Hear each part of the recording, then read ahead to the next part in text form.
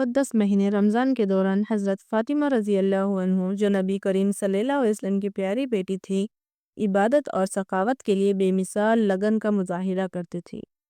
اپنی پرہیزگاری اور حیا کے لیے مشہور حضرت فاطمہ رضی اللہ عنہا نے خود کو نماز کی غور و فکر اور دوسروں کی بھلائی کے لیے وقف کر رکھا تھا، جو رمضان کی حقیقی روح کو مجسم کرتا ہے۔ ایک سا پہر جب سورج غروب ہونے کو تھا اور افطار کا وقت قریب تھا، حضرت فاطمہ رضی اللہ عنہا اپنے گھر میں اپنے بچوں حسن اور حسین رضی اللہ عنہما کے ساتھ موجود تھیں۔ اگرچہ وہ پورے دن کی روزے دار تھیں، تھک چکی تھیں، لیکن اس تھکان نے ان کی روح کو مانند نہ کیا، بلکہ وہ اپنے خاندان اور ہمسایوں کے لیے سادہ مگر غازیت بخش کھانا تیار کرنے میں مشغول ہو گئیں۔ مدینے بھر میں حضرت فاطمہ رضی اللہ عنہا کی سخاوت کے چرچے تھے۔ اس خاص دن افطار سے عین پہلے ایک مسافر ان کے دروازے پر آیا۔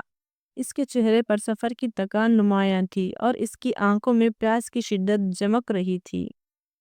اگرچہ حضرت فاطمہ رضی اللہ عنہا کے پاس اپنے گھر والوں کے لیے ہی بس افطار کا تھوڑا سا سامان تھا، لیکن انہوں نے اس مسافر کو کھلے دل سے استقبال کیا اور اپنے والد صلی اللہ علیہ وسلم کی سکھائی ہوئی مہمان نوازی کو عملی جامہ پہنایا۔ انہوں نے اپنے معمولی سے افطار کو اس مسافر کے لیے پیش کیا اور اسے عزت و احترام کے ساتھ کھلایا۔ یہ دیکھ کر ان کے بچوں کو حیرت ہوئی کہ اپنی قربانی کے باوجود وہ ان کے ساتھ صبر و قناعت کے ساتھ گزارا کر رہی ہے۔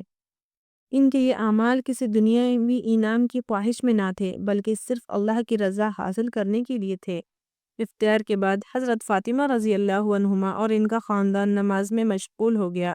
ان کی آوازیں قرآن کی تلاوت میں گونجنے لگی اور وہ اللہ کی بے شمار نعمتوں کا شکر ادا کرنے لگے۔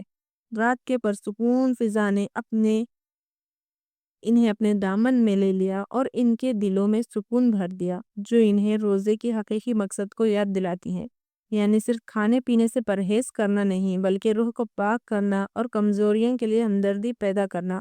حضرت فاطمہ رضی اللہ عنہما کی یہ ایثار محبت کی کہانی آج بھی بے شمار مومنین کو متاثر کرتی ہے، جو اسلام کی تعلیمات کے مطابق اپنی نیتوں کو درست کرنے کی اہمیت کو اجاگر کرتی ہے۔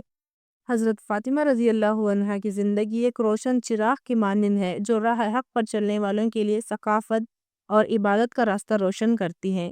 اس کہانی کا اخلاقی سبق یہ ہے کہ حقیقی برکت ایثار اللہ کی رضا میں ہے، خاص طور پر جب ہم دوسروں کی ضروریات کو اپنی ضروریات پر ترجیح دیتے ہیں۔